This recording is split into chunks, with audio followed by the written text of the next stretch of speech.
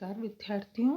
आज हम बीए पाठ तृतीय के द्वितीय प्रश्न पत्र का अध्ययन करेंगे तथा साथ ही बीए पाठ सेकंड के फिफ्थ पेपर का भी अध्ययन करेंगे। हमारे पेपर का नाम है विश्व का इतिहास।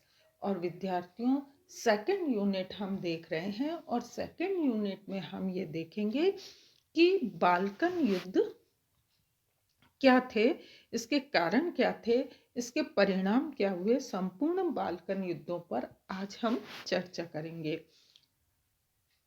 Balkan league.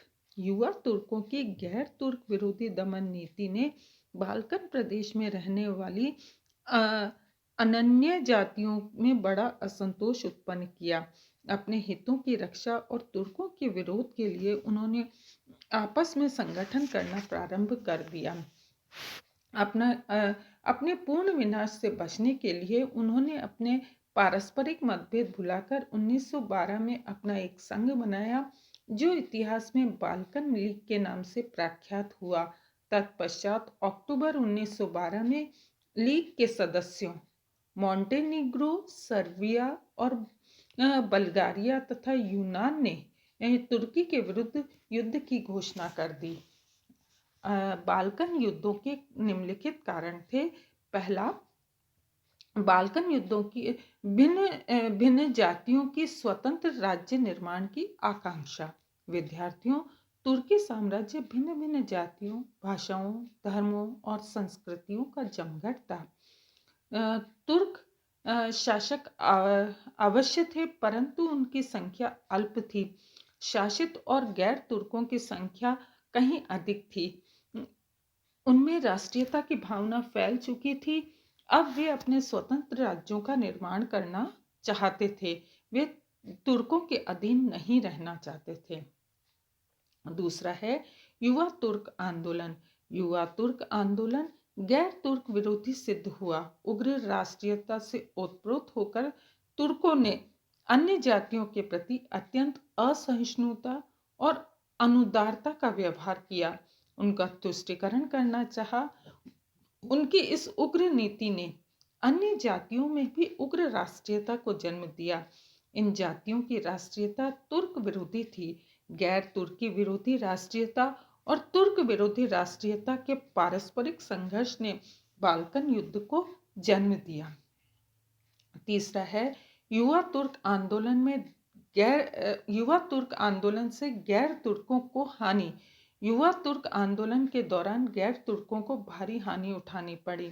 हजारों अर्मीनियों की हत्या कर दी गई। मैसिडोनिया और क्रीट के यूनानियों का भीषण दमन किया गया। मैसिडोनिया तथा एशिया माइनर में 30,000 ईसाइयों की हत्या कर दी। तुर्कों के इन कार्यों ने गैर तुर्कों पर बड़ा दुष्प्रभाव उत्पन्न किया। उनमें भयंकर प्रतिरोध की भावना उत्पन्न हुई। अगला चौथा कारण है सहजातीय तथा सहधार्मिक आंदोलन। तुर्की साम्राज्य में सहधार्मिक और सहजातीयता की भावना ने भी विचित्र स्थिति उत्पन्न कर दी। भिन्न भिन्न देशों में रहने वाले मनुष्य समान धर्म जाति के आधार पर एक राज्य में संगठित होना चाहते थे। उदाहरण के लिए सर्बिया, मॉन्टेनीग्रो, बोस्निया और हर्जेगोविना की जनता एक ही मूल की थी, अतः वह एक ही राज्य में संगठित होना चाहती थी। इसी प्रकार यूनान, मैसिडोनिया, क्रीट व अन्य टापुओं पर अधिकार करना चाहता था। इन प्रदेशों में यूनानी रहते थे। इन सहजातीय और सहधार्मिक आंदोलनों ने बाल्कन प्रदेश में बड़ी अनिश्चितता की स्थिति उत्पन्न कर दी। नेक्स्ट है विदेशों के हित। तुर्की साम्राज्य में विदेशों के हित थे। कभी कभी वे परस्पर विरोधी थे। रूस और सर्बिया सहधर्म और सहजाति के आधार पर मित्र थे।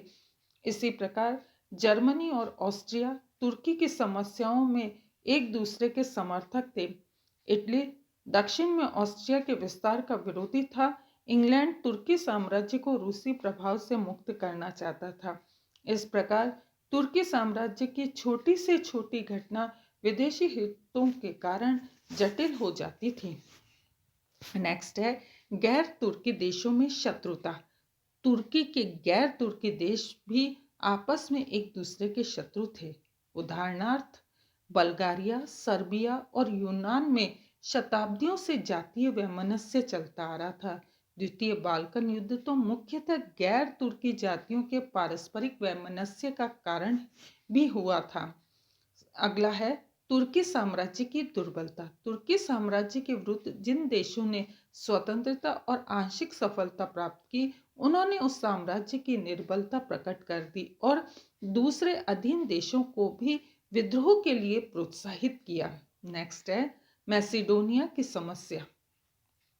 एक और यूनान, सर्बिया, बल्गारिया आदि राज्य मैसिडोनिया पर अपना अधिकार स्थापित करना चाहते थे, तो दूसरी ओर टर्की भी मैसिडोनिया पर अपना आधिपत्य बनाए रखना चाहते थे। मैसिडोनिया के लोगों ने तुर्की शासन से मुक्ति पाने के लिए संघर्ष शुरू कर दिया। 1900 से लेकर 1903 तक मैसिडोनिया में अनेक विद्रोह हुए, परंतु तुर्की के सुल्तान ने बड़ी कठोरता पूर्वक विद्रोहियों का दमन किया, जिससे मैसिडोनिया की ईसाई प्रजा में तुर्की सरकार के विरुद्ध तीव्र आक्रोश उत्पन्न हुआ। अगला है अंतर्राष्ट्रीय अराजकता। 1908 में पर्लिन संधि का उल्लंघन करते हुए बल्गारिया ने अपनी पूर्ण स्वतंत्रता की घोषणा कर दी। इस प्रकार क्रीट ने भी यूनान में मिलने की घोषणा कर दी। 1908 में ही विद्यार्थियों, हम देखते हैं कि ऑस्ट्रिया ने भी बोस्निया और हर्जेगोविना को अपने साम्राज्य में सम्मिलित करने की घोषणा कर दी।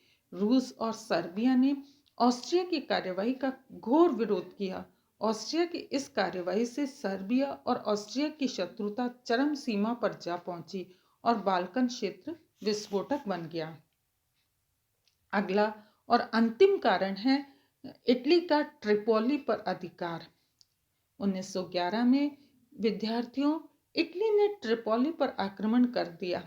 तुर्की को बाध्य होकर इटली से संधि करनी पड़ी और उसे ट्रिपोली पर इटली का अधिकार स्वीकार करना पड़ा। इस युद्ध में टर्की की दुर्बलता प्रकट हो गई और बाल्कन राज्यों को टर्की के विरुद्ध संगठित होने की प्रेरणा मिली। इति नमस्कार।